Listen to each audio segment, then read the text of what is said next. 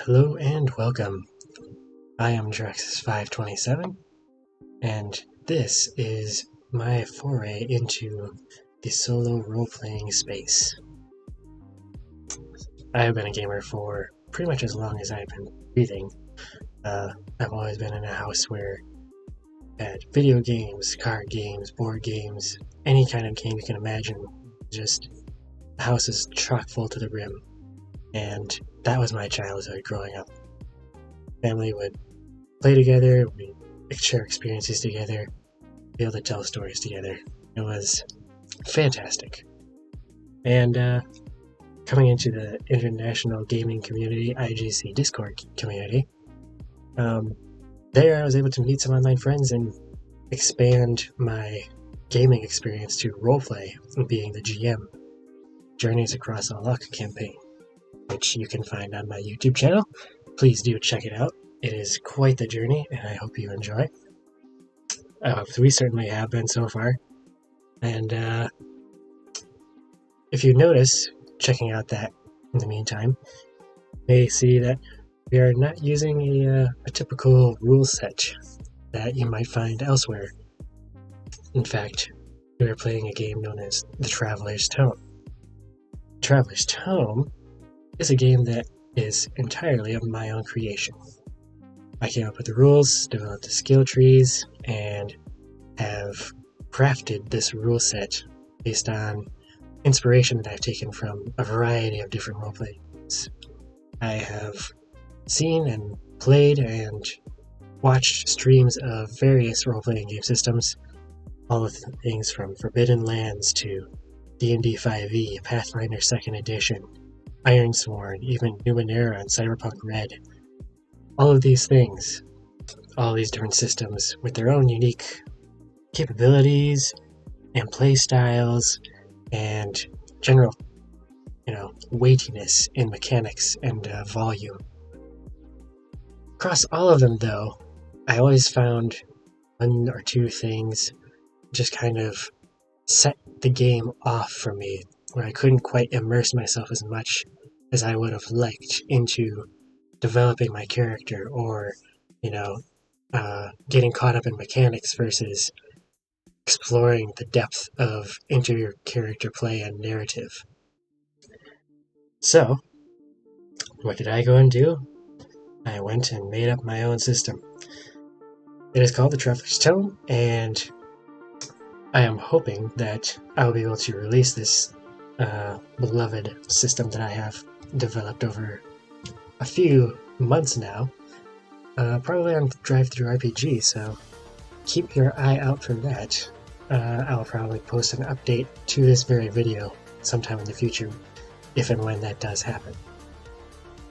But in the meantime, like I said, this is going to be my foray into the solo role-playing experience. I have watched several different streamers, from The Bad Spot playing Ironsworn Starforged, all the way to me, myself, and Die, with all of the various amazing systems that he has played. He is an inspiration to me as well, just the vast amount of games that he has and has played and GM'd for, and I think his work is quite excellent. His storytelling is very creative. I want to give it a shot myself. So here we are, and I am here to show you how I'm going to do this.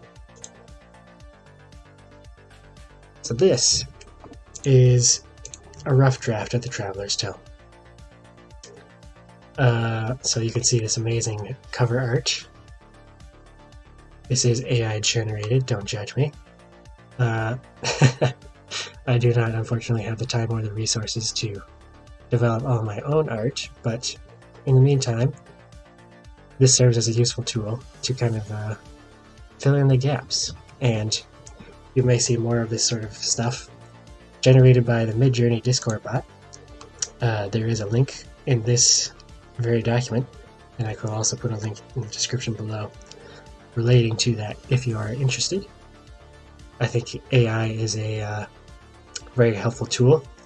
It really depends on who is using it as to the positive or negative implications of its use. But we are going to get into the nitty-gritty of all of that. We're here to play some games. So, the idea behind the Traveler's Tome is that one document will contain all of the rules and all of your character statistics and skills and all of the story elements, the quests that they have embarked on, any character ties that they have made throughout their journeys, all within one concise document.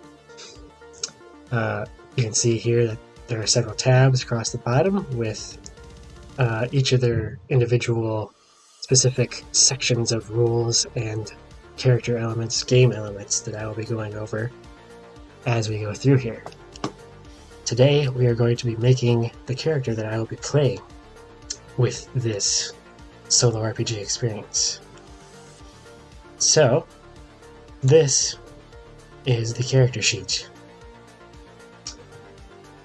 So there's a lot going on here, and I will explain all of this piece by piece. So obviously, we should come up with a name.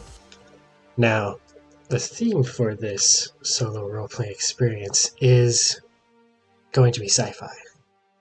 I want to adventure the unknown out into the black. We'll be traveling amongst the stars, meeting alien races, and interacting with all of the supernatural, or I guess you could say astronomical, celestial phenomenon that comes with all of that. So, we need to have a cool sci-fi name.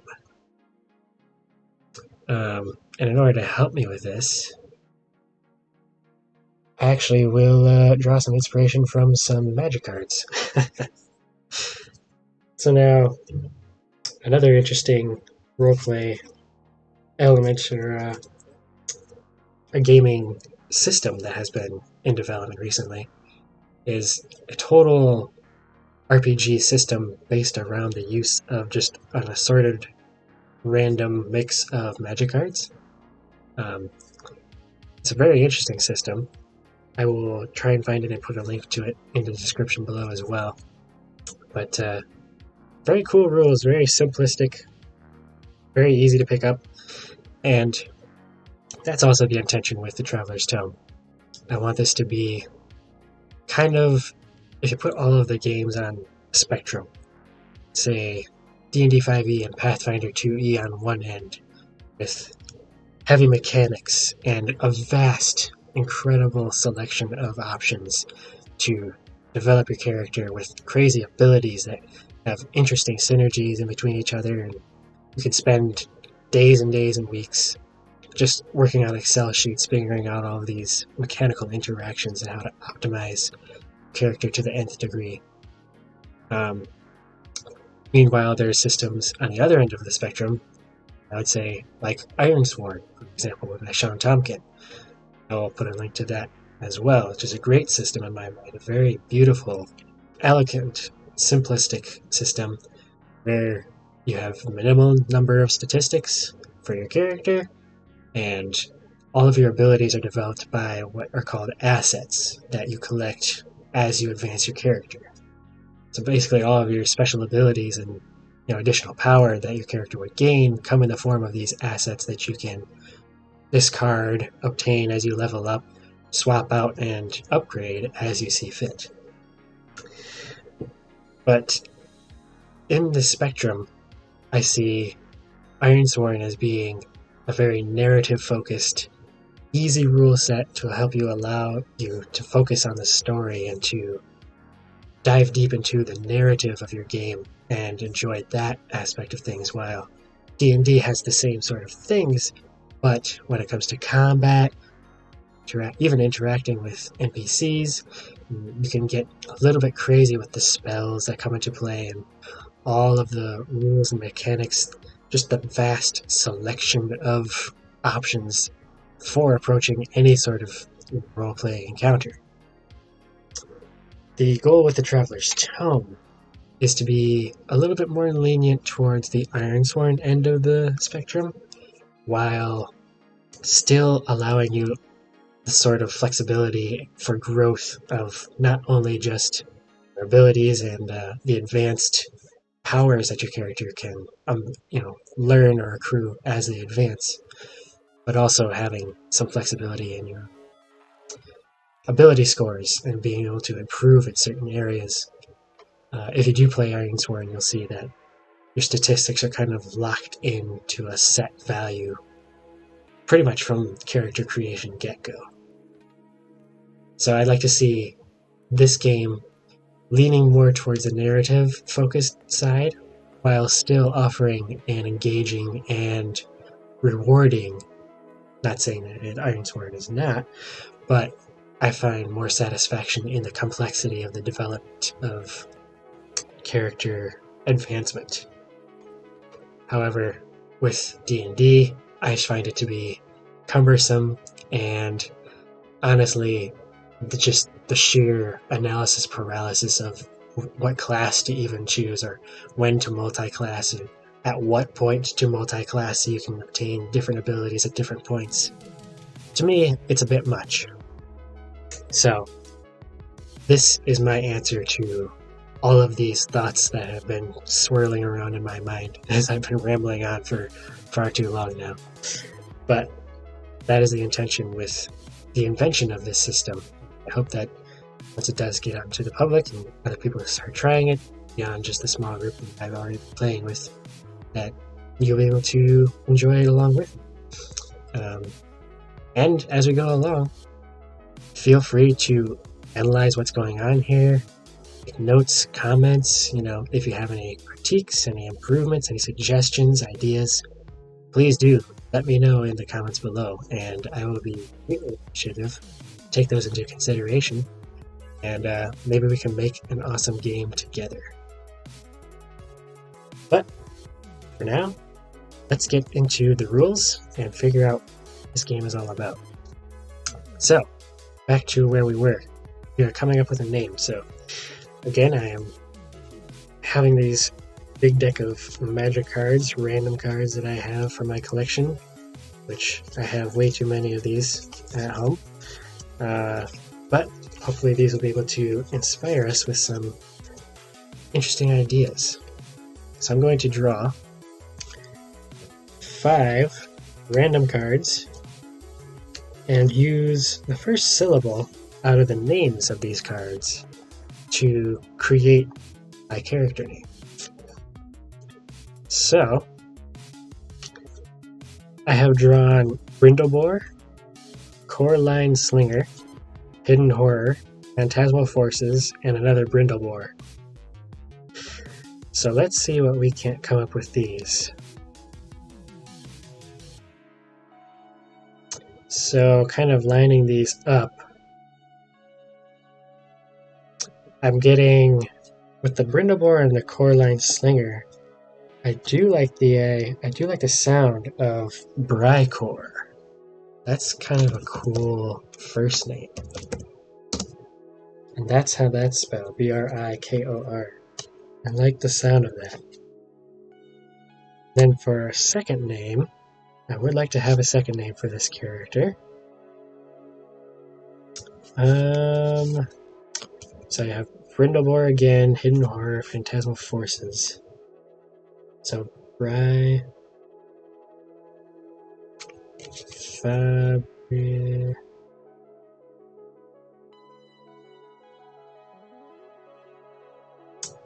How about we go with Fabri? I like that. Brykor. Fabri.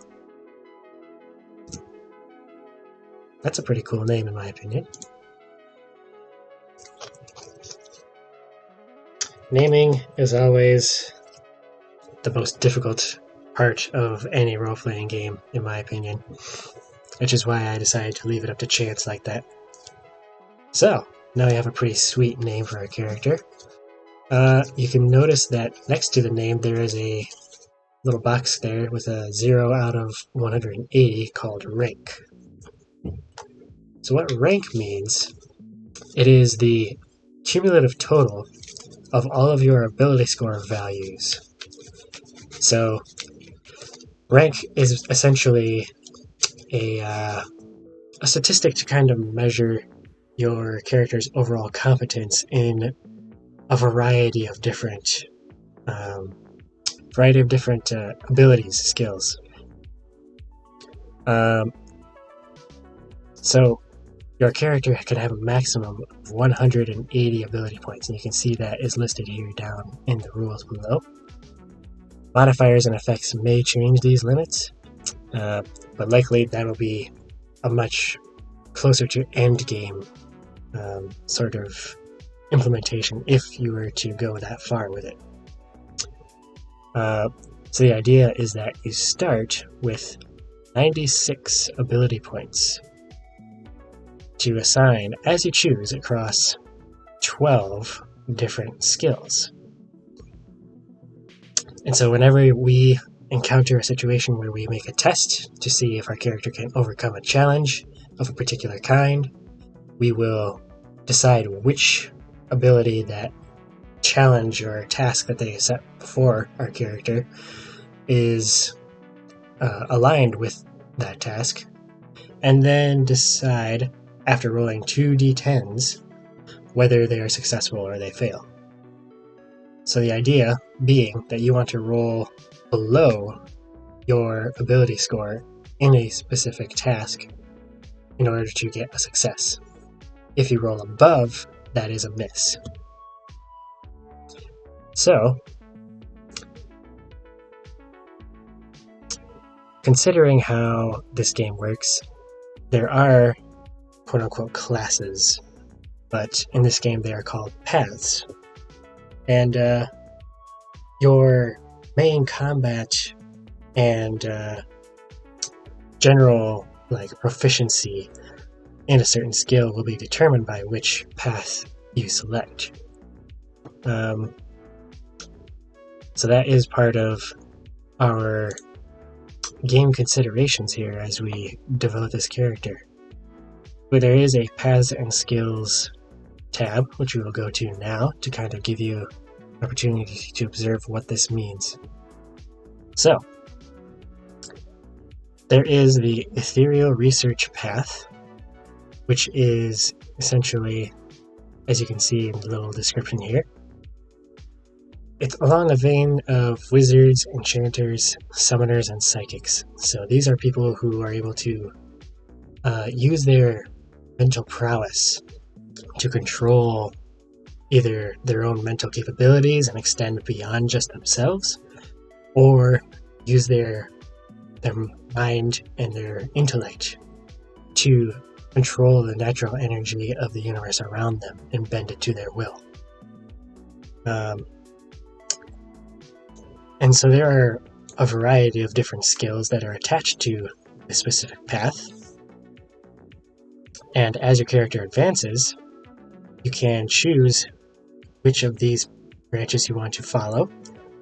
Choose skills that are linked by blue lines, and you can only select skills to advance to that are connected to a path that you are associated with, or a skill that you have already unlocked. So I can't go ahead and jump down to the second row without first unlocking one of these two in the first row. So jumping back to the character rules, this will tell you that your character starts with your choice of one path in addition to your choice of 2 starting assets. So you do not actually start with any path skills. You simply start out on a path of your proficient choosing. So if you wanted to go with a magic wielder, quote unquote, of course, this can be flavored for a sci-fi setting to be kind of more psychic or telepathic kind of character, or even just someone who can potentially use, aka the Force type of system, to kind of bend the fabric of reality around them using their intellectual power. You could see that with the ethereal research path, intellect is their main combat ability. And so we'd want to make sure that is relatively proficient in the intellect ability. And there are several different skill paths to follow and select from, including everything kind of drawing inspiration from the D&D set of classic classes. We'll have a dexterous skill path where rangers, rogues, monks, and spies can flourish. We will have a prowess of strength for fighters, barbarians, brawlers, and warriors. The force of will path for druids, sorcerers, diviners, and mystics. The ethereal manipulation path for more of those inclined to the darker arts of manipulating magic and reality. Divine devotion for those of the inclination to follow a higher than themselves and transcendent sort of entity that guides them in a more divine oriented path of proficiency.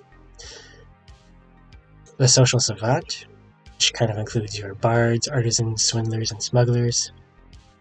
And your uncanny genius, which will include the artificers, the inquisitors, the agents, and the trappers.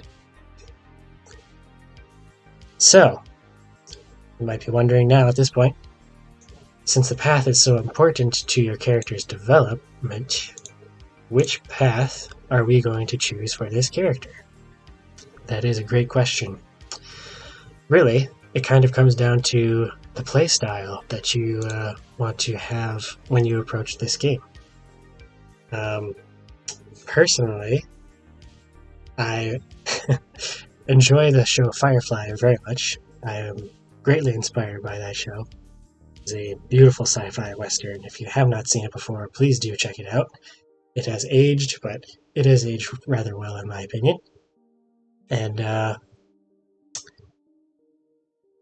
honestly, the character of Mal is really kind of just resonating with me as I approach this sci-fi endeavor. And Mal is a character who is charismatic, he's caring, he has great leadership skills, and he is the captain of his ship, the crew of Serenity, which is the Firefly class vessel that the story is focused around. So, he is what I would call a bit of a social savant. He utilizes his cunning and his charm in order to work his way through situations, more so than his, though he does have a quick draw, I wouldn't necessarily call him a rogue by any means. So I think we're going to go with the social savant path. So what I'm going to do here is select this, copy it, and bring this to the path box on my character sheet. So here we go. It's pasted right in, and it defines my main combat ability. So when we do come into an encounter where it comes down to a fight, I'll use my charm, actually, as my main skill for navigating combat. And I will demonstrate what that looks like later on. Now the path does come with some additional benefits. For example, one is that whenever I can use my conversational prowess and quick wit, I can get a -1 bonus for charm checks to persuade or deceive others. So, being that you want to roll under your ability score, whatever it may be, negative bonuses are considered a positive. I know, that is flip-flop sounding as I say it out loud, but a -1 bonus will help you reach the underside of your ability score, which is beneficial to you, as that is your goal with the rolls. In addition to this, I can take +1 momentum from strong hits on charm checks while in combat. Momentum and strong hits are topics that we will come to in just a moment. But my main intention with this kind of a diversion, this slight little detour into the paths and skills a little bit earlier, is that I wanted to establish what my main, ability that I wanted to focus on, being charm. So now I know where to assign my ability points to have the most impactful character that is semi-competent from the very get-go. Yes, you may call this a little bit min-maxing, but hey, I kind of want this to be more than just a 2-session sort of ordeal. Hopefully we can keep this rolling for a good little while, and you guys will enjoy as we go along. So, starting out, we get 96 ability points to spend on my character's abilities. Each ability must have a minimum of 4 and a maximum of 12. This does not include bonuses from other sources, which we will get to soon. So, for the baseline, I get to analyze this ability ring and input what I want as all of my ability scores.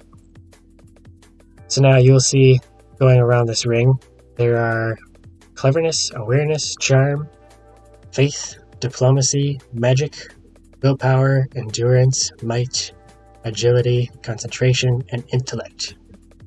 These are all your ability scores. You'll also notice these large boxes on the ring that are called mind, spirit, soul, and body.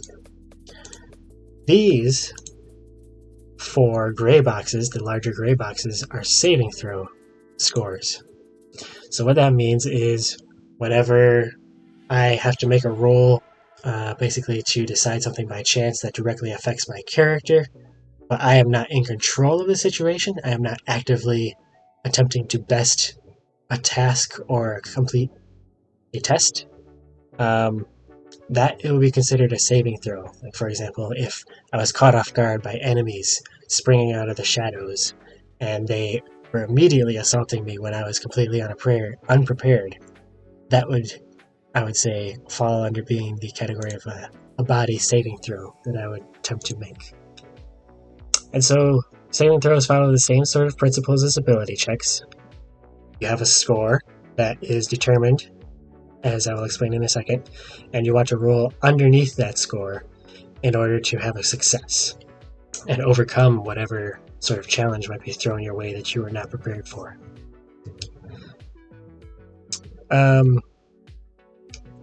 So now, how do these get calculated? Well, again, it ties back to our ability score values. Each of these boxes is calculated to be the average of the 4 nearest boxes by it on the ability ring. So our body score is determined by the average between your concentration, your agility, your might, and your endurance. So what do all of these things mean? There's a lot of words here, there's a lot of variables. They all relate to each other somehow. What do each of these actually mean? Well, the saving throws, I should say, are the quickest to explain. So let's go through them one by one. Mind is a measure of your mental fortitude and quick thinking capabilities. So if you are being attacked by a psychic assault, or if you had to very quickly and suddenly solve a puzzle in order to save your friends who are basically being trapped in a drowning trap, essentially. It was a very time-sensitive and high-pressure situation where you could make an intellect check to see if you are smart enough to piece together, or a cleverness check even. But in a case where you are surprised, it is out of the blue, and you have to be quick and on your feet, this is a mind saving throw would fulfill that role. Body is a measure of your physical resilience and ability to fend off hazards and disease. So that is relatively straightforward. Spirit measures your emotional control and capacity to handle stress. So let's say, for example, you ended up experiencing something extremely traumatic that was deeply personal to your character, you may end up having to make a spirit saving throw to see if you can effectively overcome the intense emotions and emotional and mental, to a degree, impact that would have on your character, and if they would be able to effectively continue and succeed moving forward and overcome that challenge and not face any negative side effects of that. Soul is a measure of your spiritual centeredness and magical or ethereal resistances.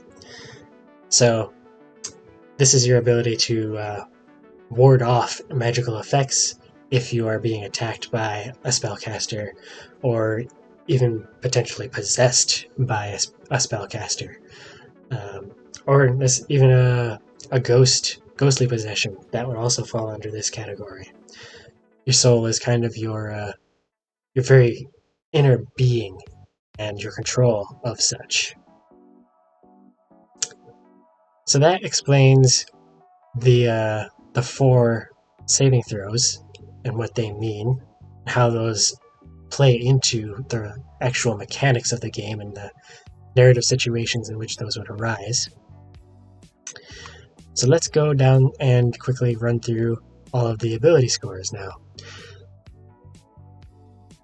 So your intellect, which we have talked about quite a bit already at this point. Intellect is a measure of your ability to recall information, connect linking ideas, draw investigative conclusions, and follow clues. So, in essence, it is your cognitive retention and being able to connect in between similar concepts and find similarities and patterns. Kind of in the same vein is your concentration. So this measures your capacity for maintaining focus as well as overcoming mental exhaustion. So that is relatively straightforward, just kind of being able to persist in extended bouts of mental strain.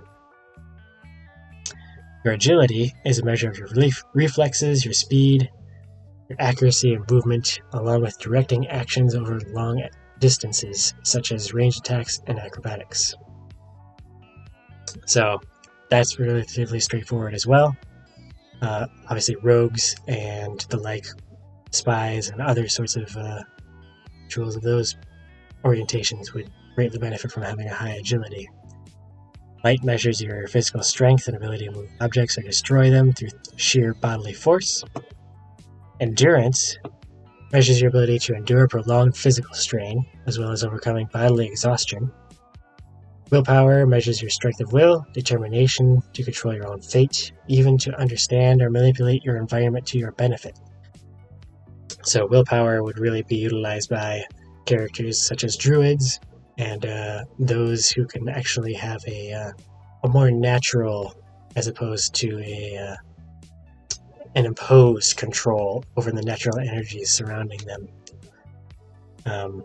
So even sorcerers or something like this, as described in D&D 5e, would kind of fall under the willpower umbrella. Magic measures your affinity for controlling magical energies in reality-bending ways and interpreting supernatural phenomena.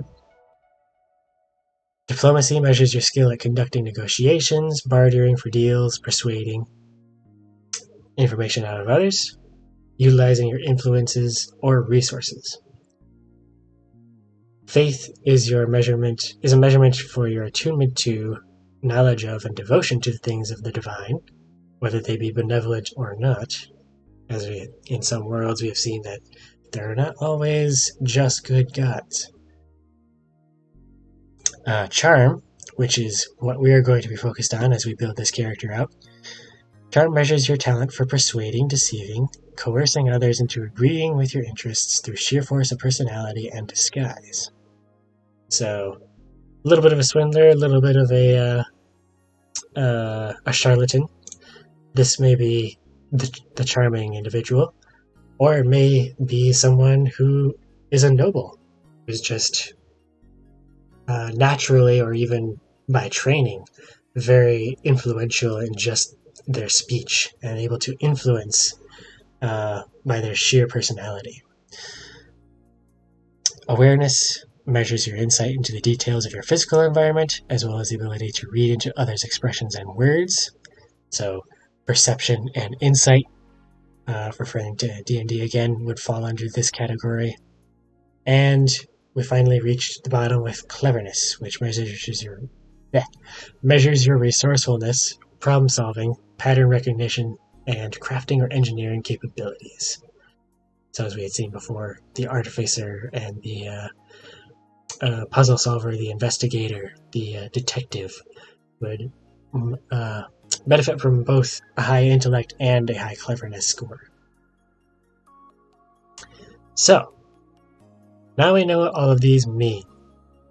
Kind of have an idea of what kind of character we want to build. We have a path selected for him. I'm declaring that it is a him. Going, this is what my character is going to be.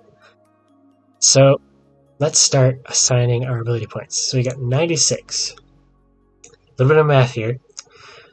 We get a minimum of 4 for each, with a maximum of 12. And all of these gray boxes will be automatically populated with numbers that the sheet calculates itself. So the only things that I have to fill in are either blue or orange, as you see here. So I think from the get-go, I am going to drop a 12 into my charm. So now if we go up to the rank, you'll see that my total rank has increased from 0 to 12. And this will help me keep track of where I am at in relation to the total of 96 that I have to assign. So, I maxed out my charm. That is my main combat ability. So I feel like I'm pretty strong in my character's focus of being able to interact with others and influence the battlefield through perhaps his even sheer presence on the battlefield. We'll see what that looks like as we develop this character and his personality. So now, what are the other important aspects that I'll be concerned about going into this situation? Well, I'm going to think about the theme of the sci-fi genre game that I am playing currently. Basically, I'm going to be kind of leaning into the Firefly again for inspiration, where basically I want to do like a space western style game. And so basically there's going to be a variety of factions all across the verse, and there will be space pirates. It's just going to be kind of a wild west out there of different people and not a whole lot of friendly ones in particular, unless things shake out to where we are actually affiliated with a particular faction. But at this point, I'm thinking of starting this guy out as kind of an independent. So, with that all in mind, knowing that basically the general atmosphere of the space we're going to be exploring is rather dangerous, I think I'm definitely going to want to be stronger on the awareness side of things, to be able to spot things and read into people what their intentions really are. So that brings us up to 22. Let's see. I think I would really want to be agile in case I need to escape from a particular situation. So that brings me up to 32. So now I have a decent idea of what my strong traits are going to end up being. So in order to kind of get a better idea of where I truly am on this rank scale of 96 that I'm trying to go for, I'm going to assign temporarily the absolute minimum value to all of the remaining ability scores that are on this ring. So, got 4s in the other 9 ability scores, besides the 3 that I've already assigned points to. And with that, we were up to 68. Can read numbers, don't worry about it. Math is not going to be a problem for me, because I have my handy dandy calculator. So, the difference between 96 and 68 is 28 points. So I have a remainder of 28 points to assign to this character's development. So, what do I think will be important? I think diplomacy is also going to be relatively important. I don't know if I'm going to bring it all the way up to a 10. I think I will probably rely on my charm mainly for getting myself out of tight situations, but in order to get good deals on things and in order to not get screwed over in my the missions that I take, and perhaps someone might try and underpay our crew as we adventure. I want to be able to kind of navigate that diplomatic situation, so I'm going to put an 8 out of the 12 that are capable of assigning to that score, which brings us to 72. That leaves us with 22 points left to assign. Faith, I do not think is going to be extremely important to this character. Kind of the idea of the world that I'm going to be playing in. Faith will play a role, but for a majority of the people in the verse, it's not going to be necessarily at the forefront of everyone's minds all the time. So, I think especially for the kind of scoundrelly, little bit of a drifter, kind of just getting by job to job sort of guy, I don't think that he will necessarily be super focused on faith. I don't really think that he's going to be dabbling in the dark arts of controlling magic and manipulating people, at least in a way outside of his natural affinity to persuade. So I don't think magic is going to be a huge focus here either. I don't think he's going to be necessarily mighty. I will give him 2 points additional for might, just in the event that we do end up in a bit of a tussle, a little bit of a spar. I think it's definitely beneficial that he has at least some competency in that area.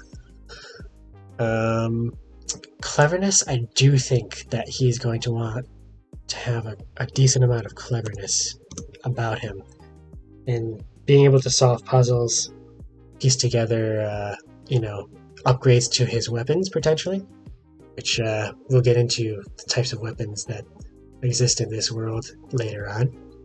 So I'm going to put an 8 in cleverness. So that leaves us with 16 points remaining, and I feel like this side of the ring has pretty much been established.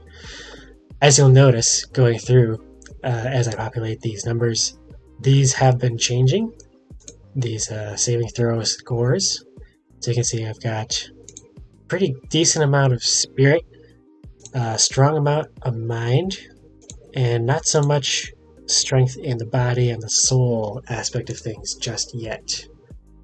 So, as again, these values are the averages of the 4 nearest scores to those boxes. So, as some of my strongest abilities are on this side of the ring, my spirit is rather strong. So, emotionally and being able to handle stressful situations, our character is going to be able to thrive in that sort of environment. Let's see. I do want to give my character a decent intellect as well. I think he's going to have to be witty. I think he's going to have to be smart and be able to know a lot of different things about a lot of different places and people. So a stronger intellect is definitely desired. So we're down to 12 points. We're able to assign now. Concentration. Again, measures your capacity for maintaining focus, overcoming mental exhaustion. I don't know that this is going to be of major concern from this character. I'm going to give it a 6. So dropping 2 points into there. Kind of bump that up a little bit. I'm also going to put a 6 in endurance. Just for his physical kind of well-being. So doing that, we have 86 out of the 96 points assigned. So that means I have 10 points left to allocate. So there are a couple different ways that I can approach this. I could just sprinkle them across the ring just to kind of generally increase his stats across the board. Which, honestly, that doesn't seem like a bad idea. Because if I can bring pretty much everything up by at least 1 more point, I think that'll make him pretty well rounded. Obviously stronger on one side of the ring than the other, but I do like the idea that he will generally be more adept in a variety of different situations, which I think would play into the kind of character that I'm creating anyways, with his personality and his intentions, his goals, his lifestyle. So, and especially considering the fact that I'm going to be mostly playing this game alone, I think it would be a smart idea to kind of generally bump up all of these scores to have a rather well-rounded character. Now, there is possibility going into the future of having guests pop in for every now and then to collaborate in this story, which is a rather exciting prospect in my mind, but we'll get into all of that later on. So I bumped up my awareness, my cleverness, bumping up my intellect, going a little more concentration, a little more agility. Agility is almost maxed out, just shy by 1 point. I've got 5 more to assign, so I'm going to bump up might to 7, endurance to 7. I'm going to increase the willpower to 5, diplomacy to 9. And then I have 1 more point. 1 more point, and I think I'm actually going to put it into faith. I will put an extra point into faith, just so it's not absolutely minimal. Now, the magic, I am leaving at 4. I do not think this character is going to be necessarily very reality bending in his own right. I think that he may encounter people who are. That is entirely a possibility. I do like the idea of a Force-like sci-fi magic for this world. So that I'm going to keep as, in the back of my mind a possibility. But for this character, he is not going to be focused, in his abilities around that sort of proficiency. He's mostly going to be focused on being smart, being witty, being able to talk his way out of a situation, and being able to negotiate deals. That is really what he's about, as I want him to be the captain of his ship. I want him to be the social savant, just being able to kind of talk and bribe and swindle his way across the verse. I think that'll be almost like the Han Solo, Mal from Firefly kind of hybrid. So that's the idea. I do like this setup, and I think I'm going to keep this ability score array. So that was quite a process. If you stuck through it with me for this for this long, appreciate you sticking through. Hopefully this has kind of given you more insight into what all of these abilities mean, how this will play into the character's development. And speaking of which, let's dig into that a little bit. When you level up your character, there is a experience tracking system in this game. We'll get to that pretty soon. When you level up, you will be able to gain 2 additional ability score points, which you can assign across any ability scores following, the appropriate limits defined by the rules. So I do like the idea that you can even potentially, as you advance, branch into being more proficient on another side of the ring than maybe you were when you started. And there is the potential for multi-classing across paths, which we will get into later on as well. So I do like the flexibility of being able to have those choices and create a character that is more diverse and not just kind of set along one path and you have your limited ability to kind of finagle your way down the skill tree, but not necessarily a ton of variation just going down one path exclusively. That can be very rewarding. That can be very fun. But I would like to leave the system open to the capability of multi-class and have more diverse characters with potential for kind of a jack of all trades sort of nature if you wanted to go that far with it. So we've gone across, we've come up with our name, we've found out our rank as the time being, 96 out of 180, which is just a little bit above half. So that's kind of setting the tone for what the advancement of this character will look like. We have the potential to almost double our character's capabilities across the ability ring. You can see going through the rules here, just because that we have a maximum of 12 starting out across these abilities scores, that does not mean that is the maximum overall. If you continue reading down, you can see that no skill can be increased above 16 via ability points, even with heritage and background bonuses, which we'll get to. So 16 is the true cap for any individual ability score. 12 is simply the max for a starting character.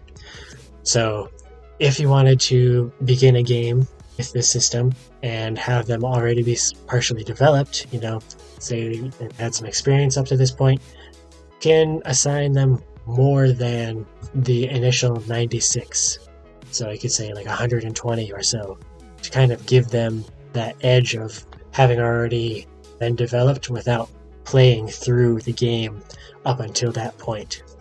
So if you wanted to start a game with a more developed and powerful character, that is how you would go about doing that. You'd start with more ability points to assign at character creation. So, talked about ability points, we've gone over our saving throws, we got our rank. Now you'll notice something up here at the top, a box called tokens. Tokens are a built-in currency system for the Traveler's Tome. So, kind of like how D&D has gold pieces, silver pieces, all of those well-known and well-loved monetization systems.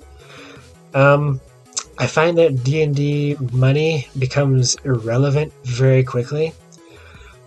Ironsworn, on the other end of the spectrum, doesn't even have a currency system, really. So I wanted to have a currency system that was impactful, made sense in the game, and actually had mechanical benefits for obtaining as well. So tokens are things that you can use to invest in obtaining a new asset. So this is what shopping would look like. You would use tokens that you've collected throughout your adventures, and you would find the cost for an asset that you want to obtain that maybe you can't get through just leveling up or finding out in the wild of your role-playing system. You can use tokens to purchase that for yourself. Also, going down in this character sheet further, we'll see that tokens can also be exchanged for experience. So if you don't necessarily have a keen interest in any one particular asset, but you do want to advance the progression of your character a little bit quicker to kind of push yourself along in the experience track to kind of get you to that higher tier of power quicker, tokens are a good way to kind of give you that nitrous boost. And so tokens can be rewarded as a reward for completing missions. You can rule it however you want to. I don't necessarily have a particular, rewards rule system set up for tokens yet. The way that I've been running it in my game so far is, players may have the potential for finding it kind of like in barrels or chests in ruins, obtaining tokens that way, just kind of finding it out in the wild. Or if you complete a mission, there may be a certain token value reward that you get in addition to the normal XP that you would get for completing that task. So tokens we'll get into a little bit more later on, but starting characters begin with a total of 500 in their inventory. So this is where we would keep track of that dynamic number. As we gain more and spend it, we'll keep track of how much we have total here. So now, over here on the right, you'll see that we can kind of define a little bit more of the physical traits and characteristics of our character. So eyes, hair, skin, features. I really don't know what I want my character to look like yet. If you guys have any ideas, please feel free to submit comments. I don't actually know what race this character's ethnicity, this the heritage, as it's called in this system, of this character is yet. So wait until we get to that point. Once we do, kind of nail down what the heritage is, and let's start coming up with ideas for what this character will look like. So, scrolling down, we went over the saving throws, the ability scores. In the middle of the ring, you'll see a health box, as well as a momentum box. Each of these has set values already, predetermined, which are the reset values, as they are called. And they also have a maximum value, which cannot be exceeded. And these are dynamic numbers that will increase or decrease depending on the game situation. So health. Health is the overall well-being of your character. Your physical, mental, emotional, and spiritual well-being. So if they're beset by disease, if they take a blast from a blaster, take a strike from a sword, if their spirits are just crushed to the point of mental overwhelmedness. That's a word. Being mentally overwhelmed, emotionally overwhelmed, your health will decrease as a result of that. So we want to make sure that we always have at least one health, otherwise we will be unconscious or potentially dead. So your reset value for your health is always 5, which may change as your character advances, as well as the maximum value that your health can be, which is also 5 starting out. Going down to momentum. What is momentum? Momentum is something that I took inspiration from Ironsworn, Sean Tompkins' Ironsworn system. It is a really cool resource that you can accumulate as you play the game. And basically it's almost like a narrative buffer for your character. So the way momentum works in Ironsworn is if you were to miss your roll, say you failed, you would be able to invest your momentum to change that result and overcome that task or challenge despite the dice that you rolled. So the momentum system in this game draws heavily the inspiration from that. It is a narrative buffer where you can spend it to overcome challenges that you normally wouldn't have based on the die results. So if it really comes down, if there's an important role or even just a moment where you set up this awesome narrative moment and then your character's about to faceplant in the middle of their cool scene, if you have enough momentum, you can offset that cognitive dissonance with momentum, and it's mechanically earned. There are rules for how this is implemented. So I feel that it is a very well earned and well implemented device for going about this this way of kind of influencing the narrative based on just kind of that hero's unwillingness to give up. You push through the challenge despite the difficulty. That's really what momentum is all about. And as you'll see, as we advance the character, momentum can also be spent to activate the unique abilities that unlock a vast amount of power and increase for your character. But starting out, again, don't have skills from the skill tree just yet, so we don't have to worry about that for now. So, with health momentum out of the way, we have finally gotten through the top part of our character creation. If there are any questions about this system, again, if there are any suggestions, any ideas, places that this can be improved or clarified, do let me know in the comments. This system is in development. I will gladly look over your ideas and take them into serious consideration. So, with all that out of the way, let's scroll down to the second half of character creation. So, this is where the heritage is established. We choose a background for our character. We find our XP track down here, as well as our level track counter. Our path, our skills, any assets that we have currently, and then miscellaneous notes. So we'll break all of this down piece by piece. So, heritage. There is a heritage tab down here in the rules. We can go there and see all of the different species, I'll call it, that you can choose from to play as in the system.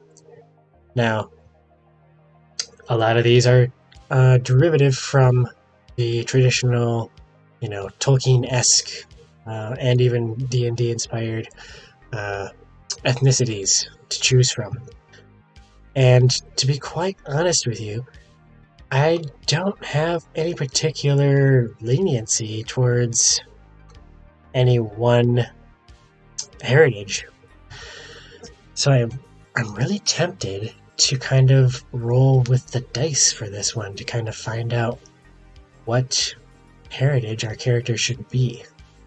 Now, I could min-max a little bit because all of these different heritages do have different benefits. So, being a human, you get 2 extra ability points to distribute across any skills you choose on the ability ring.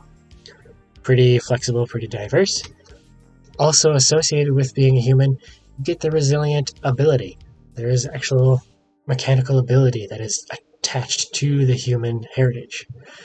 Resilient means that on a strong hit for a body saving throw, you may remain conscious with 0 health and at least 1 momentum. So where normally you'd be unconscious with 0 health, you would still be conscious as a human because you are resilient and you refuse to go down. If you were to take any additional damage while in this state, you lose momentum instead of health. So,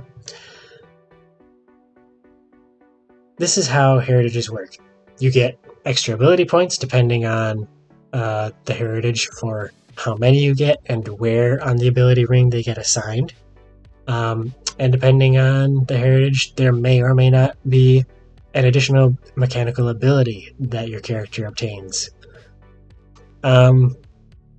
So again, I really don't have any particular leniency to a particular heritage. I'm really thinking about just making this a die roll to decide. So let's go ahead and do that. So there are 1, 2, 3, 4, 5, 6, 7, 8, 9, 10, 11, 12, 13, 14, 15, 16 different heritages to choose from at this point. Kind of an odd number, 16, but I think we can make this work. So what I'm going to do is I will jump over to Roll20, which I'm going to be using for this campaign, this little solo campaign of mine. This is where we're going to set our scenes, this is where we're going to do our die rolls, this is where we will compare to our character sheet to see whether we succeed or fail at whatever we happen to be attempting at that time. So what I'm going to do is I'm going to roll a d20 and see what I get. If it's above a 16, I will simply re-roll until I get something from 1 to 16, and whatever that result is will be our character's heritage. And of course, right off the bat we get something outside the range. That's okay. We will do this again till we get something in the range, and here we go. 12. So let's go back and decide what that heritage is. So 1, 2, 3, 4, 5, 6, 7, 8, 9, 10, 11. Ooh! Okay. This is actually pretty interesting. So for all of you who are curious and interested in developing the physical appearance of this character, keep in mind our character is going to be a tiefling. Now, quite interesting. So I'm going to go ahead and copy that over to my character sheet. So here we go. He's a tiefling. It is a guy. Decided that early on.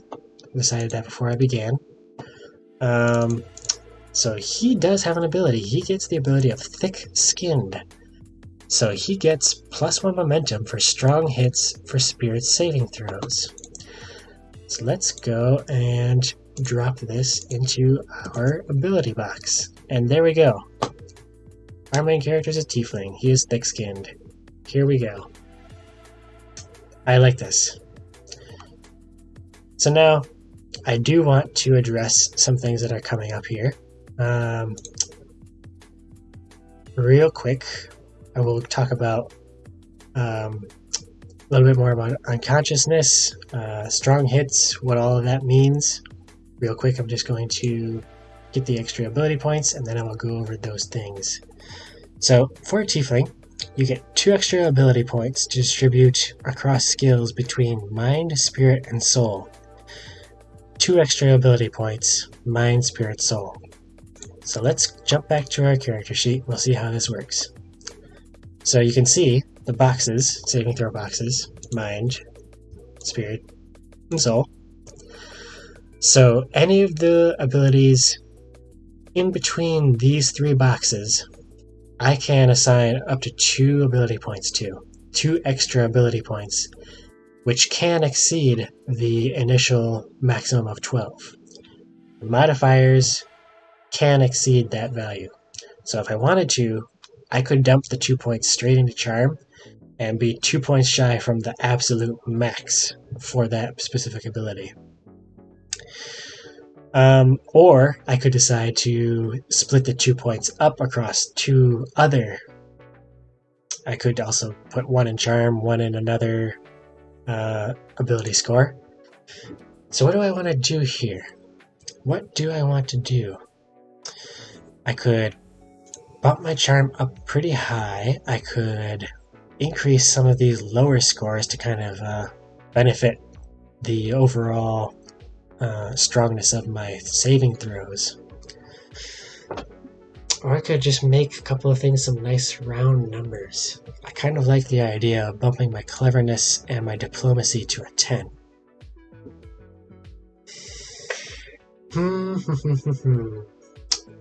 You know, I think that is what I'm going to do.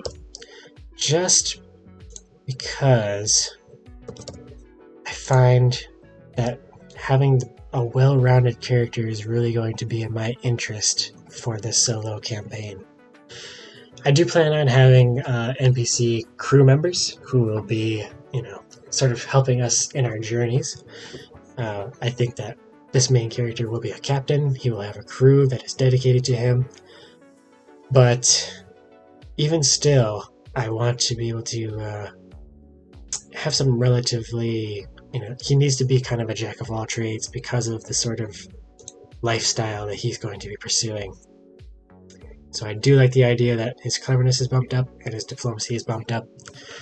And now we have some discrete numbers in between each of our saving throw values, which also kind of diversifies the play a little bit. I do like the way that this is turning out. So we have a 10 for our spirit saving throw, which is pretty strong. We've got a 9 in our mind, an 8 in our body, and a 7 for our soul. Overall, pretty well rounded. I like the way this is shaking out. So, I promised this before. Let's get back to it now. Let's explain what happens when you reach 0 health. Start with that. If you ever would reach 0 health and 0 momentum, so you have no health, you have no momentum, all of your resources are totally gone for continuing on, your character is dead. Your current story is over and you must start anew unless you can be resurrected somehow. If ever you would reach 0 health and still have any amount of momentum, you could have 1, you could have 10. Doesn't matter. If you have 0 health and any momentum, you are unconscious, not dead. Unconscious is a state where you cannot take actions. You can be healed to be brought back to consciousness. And you could also have the potential for rolling a saving throw and getting lucky and being able to kind of bring yourself back out of unconsciousness just by spending some time to recuperate and take your turn to make that saving throw. If you are unconscious, 0 health, you have some momentum, and you were to take damage somehow, let's say we're in a group setting, other turns are going on, and splash damage may even be, a consideration. Somehow you take damage while you're unconscious, you lose momentum instead of health. So there is the chance that even while you're down, you take additional hits, you could die. If you had a lot of momentum when you went down, first off, I'd probably be wondering why you were saving it and didn't spend it on the roll. But regardless, you went down to 0 health somehow, you had a lot of momentum, you have a relatively high chance of being able to be brought back up, even if you do take additional hits. But if you go down and you have a very low momentum, this is going to be quite the challenge. It's going to be a very precipitous situation that you find yourself in. So I kind of like the way that the health and momentum system play together to kind of create this tension of, should I save just in case that does, that kind of does happen, that something unexpected arises and I go down unconscious. I want to have enough momentum that I don't just die outright, but at the same time, I want to spend my momentum to activate my abilities to, turn these bad rolls into good rolls and stuff like that. It's a very interesting dynamic. Let me know what you think of it, or if there's any suggestions that you have to improve or tweak. While you're unconscious, like I said before, you can't take any actions. When it comes around to your turn, you have the opportunity to make a saving throw that you are proficient in. Let's take a quick moment to jump up to proficiencies, because I don't think I actually covered this. So, proficiency is determined by your saving throw scores. Whichever score is highest amongst your saving throws is your proficiency. So in this particular case, you can see the example of our character. Spirit is our highest saving throw score, and in doing so, Spirit is our proficiency as well. You can see in this table, false, false, false, and then true for Spirit. So proficiency is basically kind of allows you to have a defined score for, obviously, when you go unconscious, what you're going to be rolling against to try to extract yourself out of unconsciousness and back into the fight.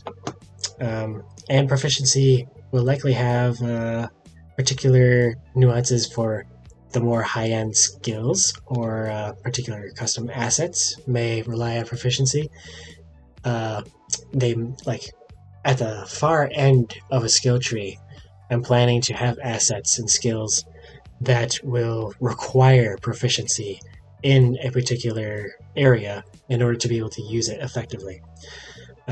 It just kind of makes sense to me that, even if you do get to the way far down in the skill tree, the higher end, the high tier skills, you'd think that you should have invested a lot of ability points into a specific area, and that skill, that asset, will be very strongly tied to those specific skills in order to be able to use effectively. So that's kind of the intention behind the proficiency system. Again, this is in development. It's not fully fleshed out, but hopefully we'll be able to see more implementation of this in the future. For the time being, proficiency determines what score you'll be trying to roll against in order to regain consciousness when you go unconscious. When you do make a strong hit on that saving throw, you regain 1 health and are no longer unconscious. So that ties up what happens when you hit 0 health, and it also leads directly into the next issue that I wanted to address, which is the subject of strong hits, weak hits, misses. What does that mean? Okay. In Ironsworn, they have this system. Sean Tompkins made this system of a strong hit, a weak hit, and a miss. I greatly admire what the system does. I just kind of took it and altered it slightly to fit my system. Basically, the concept is a strong hit, you succeed with flying colors, you nail your task, no doubt about it. The best outcome happens. And that is actually detailed here in the rules. There are no negative consequences, and you succeed at what you're attempting to achieve. A weak hit is technically a success, but there are complications. So let's say you just barely make it under the score. Your ability score is 10, you rolled an 8. Okay, you do succeed, yes, it's granted, but that does not mean that it won't come without a cost, or it won't open up an opportunity for your foes to make a move. That's the idea behind a weak hit, that it is a success, but not a success without complications. And then, obviously, the miss is pretty straightforward. You messed it up. It just didn't end up working out. Your presumptions betrayed you. You ended up failing. That's what a miss is, and you pay the price for that failure. Whether that be you're unable to achieve whatever task you were attempting, you take damage. A miss in combat will cause you to take damage. We'll get into the rules of combat once we actually get there. So that's the idea behind the strong hit, the weak hit, and the miss. If we jump down to the path, again, this was initially mentioned before, I do get a -1. Oh, sorry. I get a +1 momentum from strong hits on charm checks while in combat. So when I'm fighting, I get a strong hit. The strong hit is determined by being able to score underneath half of whatever your ability score is on your ability ring. So let's run through this real quick. Cleverness. I have a 10.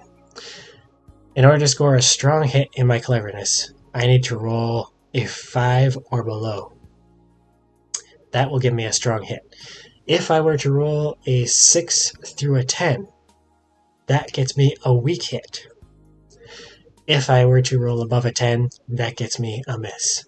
So hopefully that clarifies what I'm trying to convey here with the strong hit, weak hit, miss structure.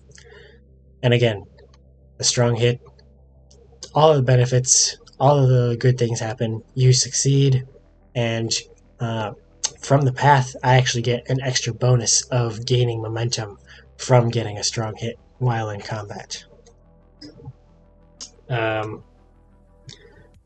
that kind of explains the system for the ability checks and what that looks like. One additional point that I will clarify, basically to tie off this subject, it's the total score is what it comes down to when you're determining whether a check is a strong hit, a weak hit, or a miss. There are several different modifiers that will come into play, basically depending on the difficulty of the task you're attempting to succeed at. It may be easier than normal, it may be harder than normal for various reasons, and so a modifier may be applied to whatever you roll on your 2d10s, and the total score is what will be compared to your ability score for the final result of strong hit, weak hit, or miss. So, thank you for bearing with me through all of that mess. Now that we have an understanding of the mechanics of the die rolls, what it means to make a check, and what a success looks like, we can continue with this character creation. So this guy is going to be a tiefling. He's thick-skinned, that is his heritage ability, and he gets an additional momentum when he gets a strong hit on spirit saving throws, which is actually very good for us because if you take a look, spirit saving throws happen to be the saving throws that we are proficient in. How beautiful does that line up? So, what that means is, whenever I am making a saving throw basically to overcome an extremely emotional or stressful situation, or am simply trying to regain consciousness because I'm proficient in spirit, this is my highest saving throw score, I will gain a momentum anytime I get a strong hit in those situations, and that will help me be able to push the narrative and overcome future bad rolls to further my success in the future. So that is a very good thing. I like the fact that this is happening. It's lining up very nicely. So yes, basically, to get that strong hit and to get that bonus, I would have to roll a 5 or less on the 2d10s. A weak hit would be a 5 through a 10 for the spirit saving throw, and then a miss will be a 10 above a 10. And I am going with the meets it beats it mentality of the numbers on this situation. So if you hit a 10, got a 10 on the dice, and your ability score is 10, it counts as a success. Meets it beats it. Okay. So we're almost done with this. It's been quite the process, quite the explanation. I hope you guys have been understanding and it's been clear enough to kind of follow what's happening here. Again, please do submit questions, comments, any ideas for improvements. I will be greatly open to those. So let's talk about background now. We've established our heritage, and background also has its own tab. So there are 1, 2, 3, 4, 5, 6, 7, 8, 9, 10, 11, 12 different options for your background. And this is pretty cool. Basically, it's a framework to kind of give you a theme for where your character has come from and what their past life has been like. Their life has been like up until the point where you begin this role-playing experience. So again, well, okay, I'm going to try my best to phrase this in a way that makes sense. I was going to try to roll on this table as well to see if anything would kind of make sense, but I am leaning towards a particular tendency for this character. I can't decide if I want to roll to figure out if I want my background to be different than my current occupation. And I think I'm going to leave that up to chance as well. So let's talk a little bit about these extraneous kind of like 50-50, leaving it all up to chance sort of roles. As I'm going through this game, being that it is a solo, RPG experience, I don't have a GM. I will be the GM, but I will also be the player and, the NPCs and everything else. I'm going to be doing it all. So I want to be able to surprise myself. So how I do that is with this little tool called Chance. And in order to help me with that and keep things dynamic and fresh, even for myself, as I'm experiencing it, as we're experiencing it together, I'm going to be relying on a neat little tool called the Mythic GM Emulator 2nd Edition. You can find it on DriveThruRPG, and I will provide a link for the description down below.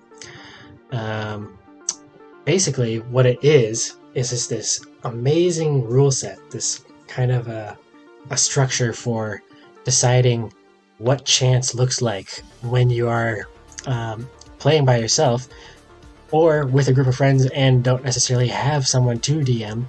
You can be all playing together and use this system as your pseudo DM. It's basically just a collection of tables with all sorts of prompts and ideas and concepts and suggestions and rules for how to handle chance that will kind of act as a GM for you. So there's this really neat tool in the Mythic GM emulator that is called the Fate Chart, and it's a very complicated, it's not complicated, it can be complicated looking, taking a look at it at very first, trying to wrap your head around what is actually going on here. But the Fate Chart is a really handy tool. Once you understand what's going on, it's very quick to run through and do little determine the outcomes of certain situations by chance.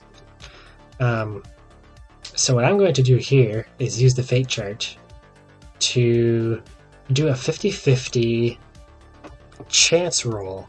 So how we're going to do this is we're going to roll a D100, and we will compare this number to the Fate Chart and see what our result is. So on the Fate Chart, there is the standard division line, kind of straight down the middle, 50-50 at the number 50, where up above 50 is a no answer, below 50 is a yes answer. But beyond this, there are two additional numbers on the extremes of each of these ranges that define whether, basically the boundary of whether the chance says it's an exceptional yes or an exceptional no. So to get a yes, you roll below a 50, but if you roll below a 10, that's an exceptional yes. So it means it affirms whatever you were expecting and goes beyond. And then the opposite is the same. on the other end of the spectrum, if you get a 91 or above on the 50-50, fate chart, that is an exceptional no. So it's not what you thought, and it's complicated further. So my question to the fate chart right now, utilizing Mythic GM Emulator 2nd Edition for the very first time in this solo RPG experience, is my background different than my current occupation?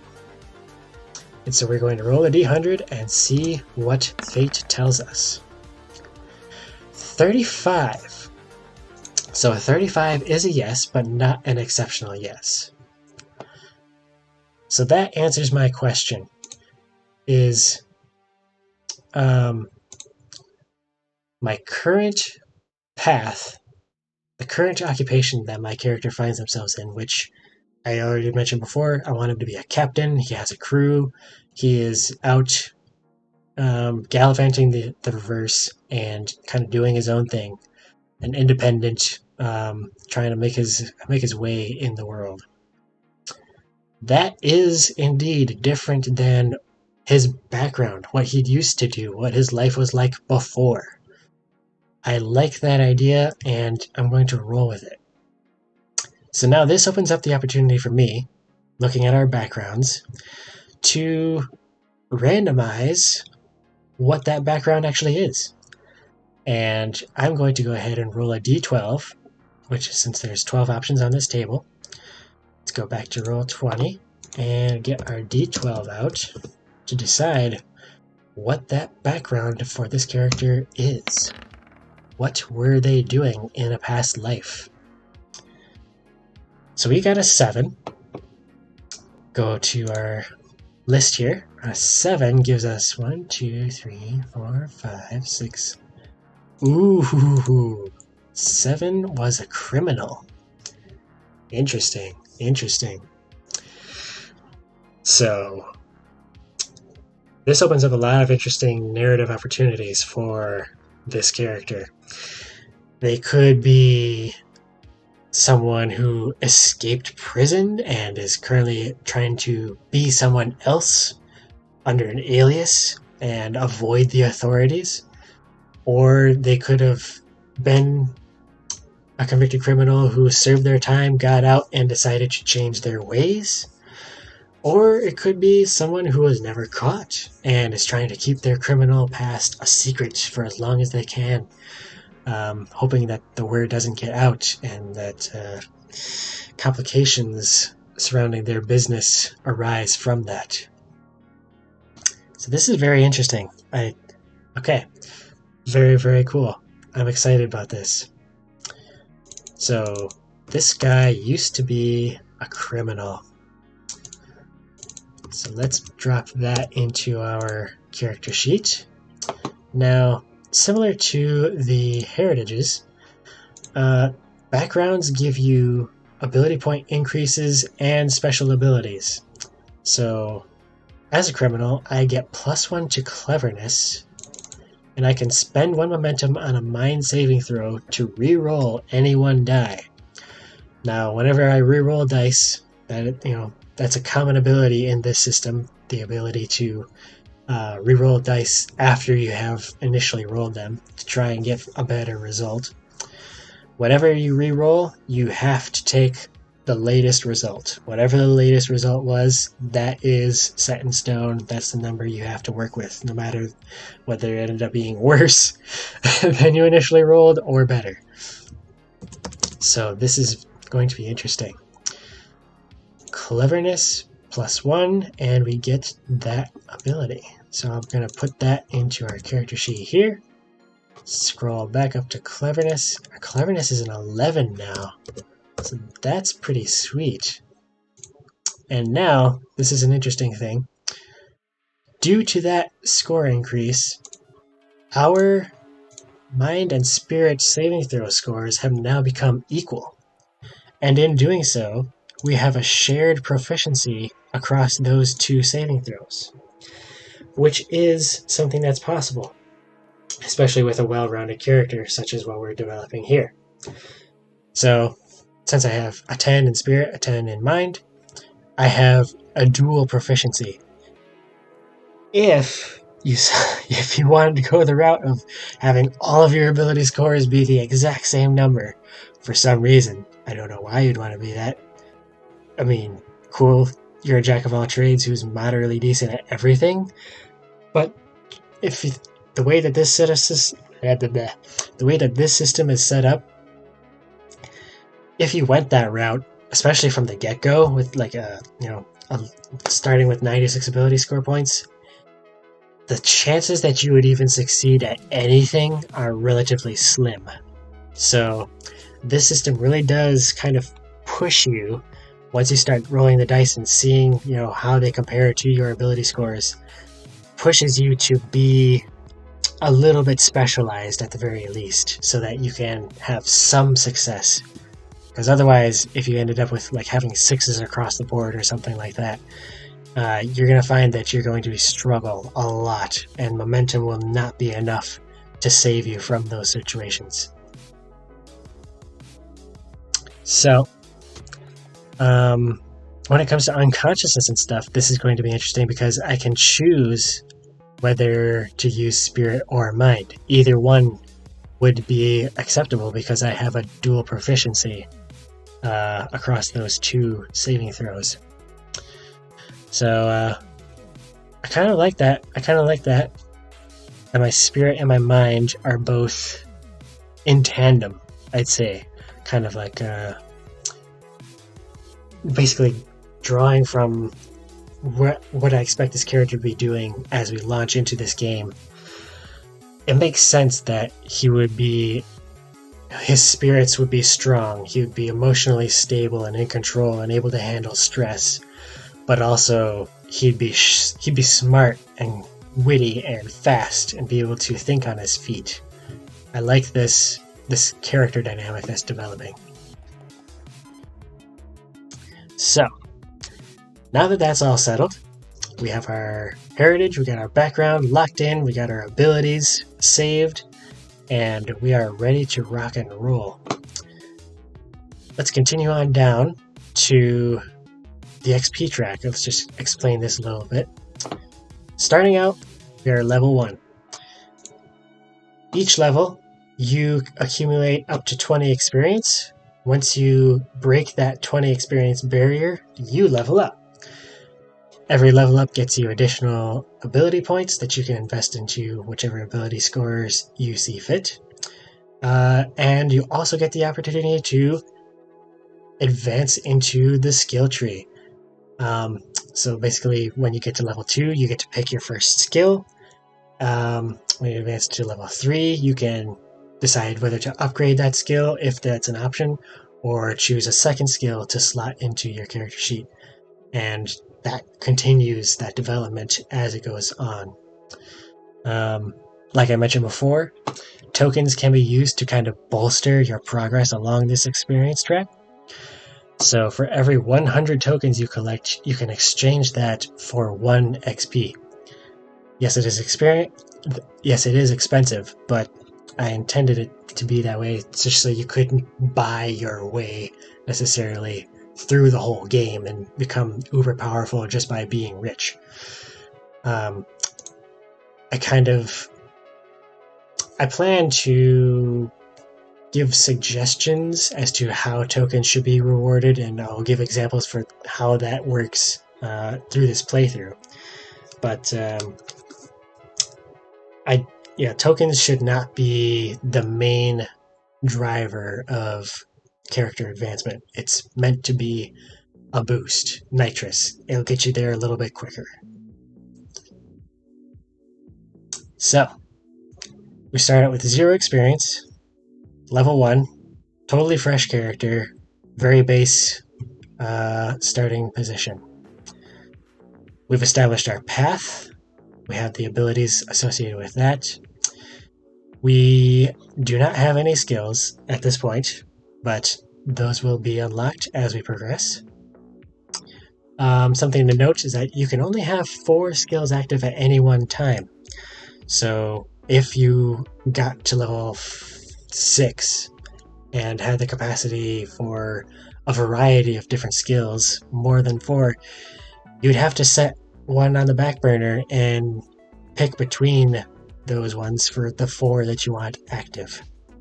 So as you advance down the skill tree, the skills are going to become more and more powerful. You'll be able to do more significant things using those skills. And the idea is that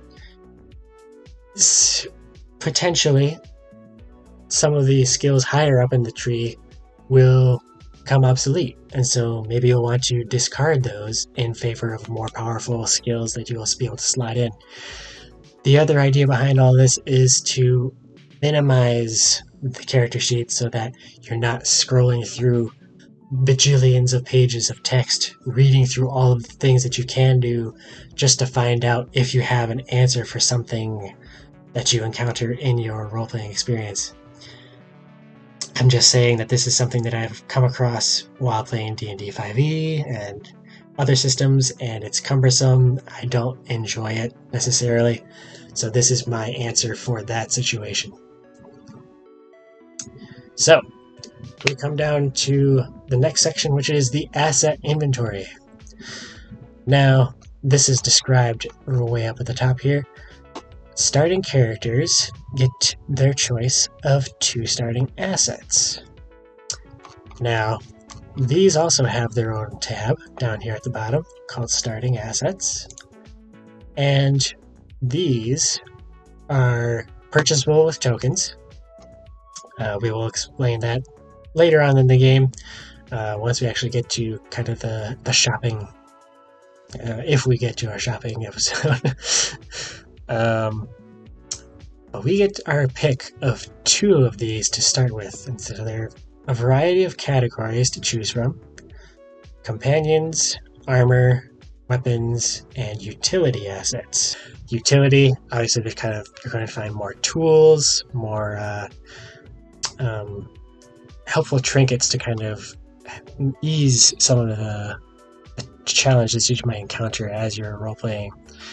Weapons, obviously, will be very powerful for influencing the amount of damage you can deal in combat.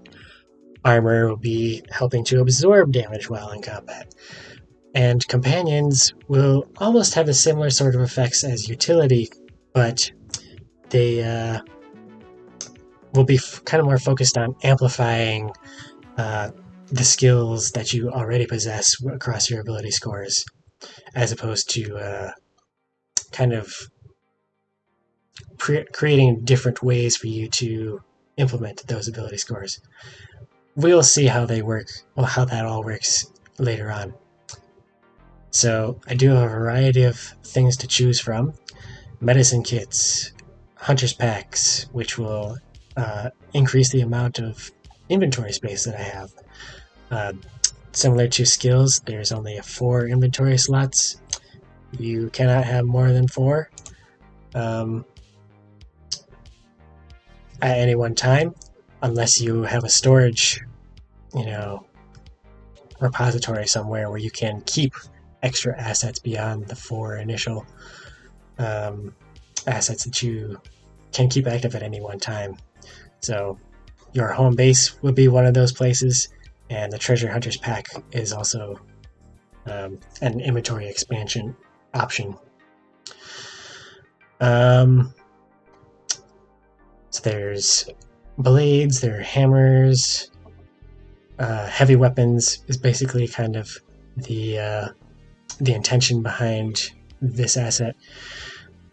Any one of these assets can be renamed or reflavored to be whatever you want it to be, to fit your theme and the game system that you're playing in.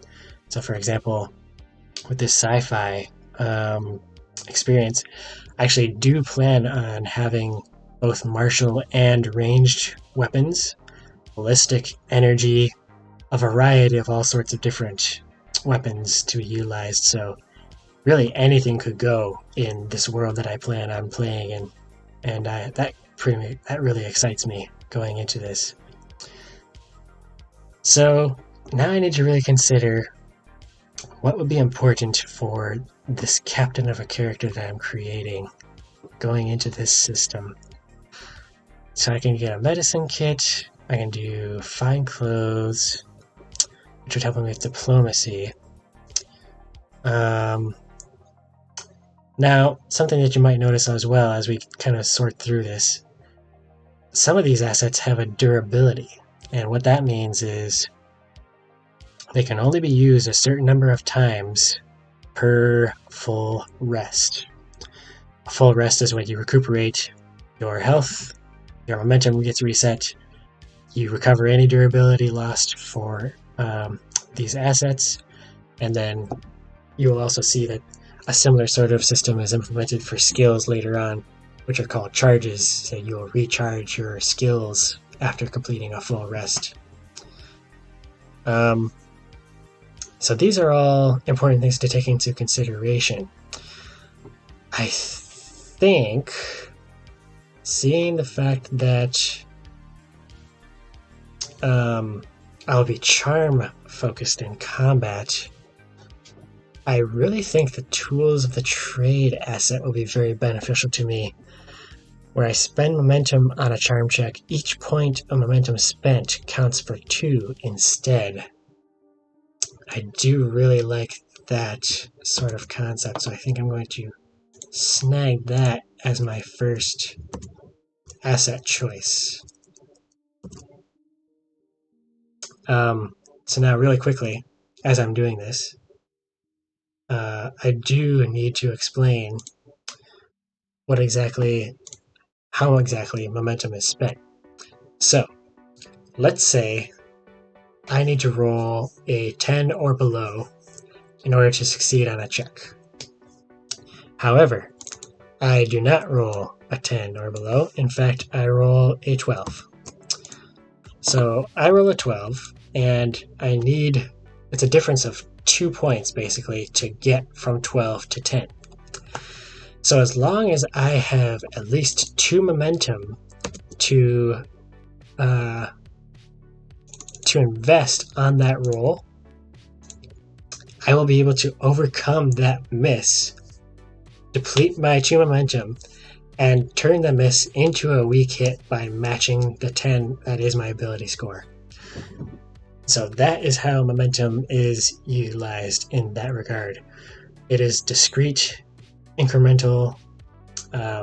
Every point counts. Where you can get close to a roll, it'll be the thing that tips you over the edge, tips you over the fence into the success range, as opposed to just falling short and missing the bar.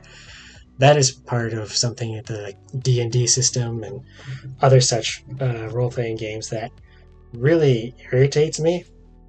That whenever I roll 1 away from being successful, and there's nothing that I can do to remedy that situation, it just irks me to the core. So the momentum is my answer to this particular situation. So now I have my first asset decided. I have a tools of the trade asset where I can invest a durability, and basically once per full rest, any momentum that I spend on a charm check counts for 2 momentum instead. So if I had rolled a 14 and I needed to get a 10 and I only had 2 momentum, each of those momentum could count for 2 to get me from that 14 to the 10 and count as a weak hit. So that's how we're going to approach this situation. So that's 1 out of the 2. I do get a second starting asset. So what I want to pick now, what is important to me?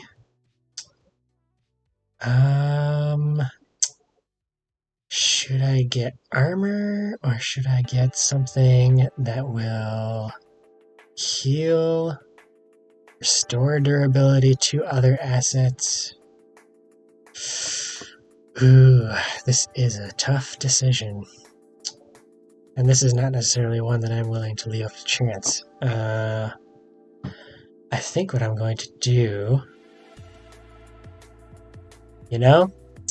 I feel like the medicine kit is the smart choice here. So I am going to take the medicine kit as my second starting asset, because just in the case we come to a point where our character becomes wounded, or perhaps even some of our crew members become wounded, I want to be able to treat them en media res if needed. So I'm just going to correct some formatting going on here, and we will have our 2 starting assets. The unfortunate thing is that each of these only have 1 durability, but I mean, the trade-off is the fact that these abilities are relatively powerful and would typically be out of reach for a starting character without any skills. So the fact that these are the starting assets, this is kind of to give you a little bit of a boost, a little bit of an edge, so that you aren't just totally going in with nothing but your stats and your path. You gotta have something to start with, man. You can't just be walking in totally unprepared. And the assumption is that, these characters have history, that they've experienced life, and they are prepared for at least some of the troubles that they are expected to encounter. So that is how we get our characters set up initially. Miscellaneous notes, just a section to keep track of any important items to the narrative that we want to remember and keep track of that don't necessarily have any mechanical impact on the game. And that brings us to the very end of the character sheet. We have completed it, guys. We've done it. Ricor Hefabri is a real person in our minds.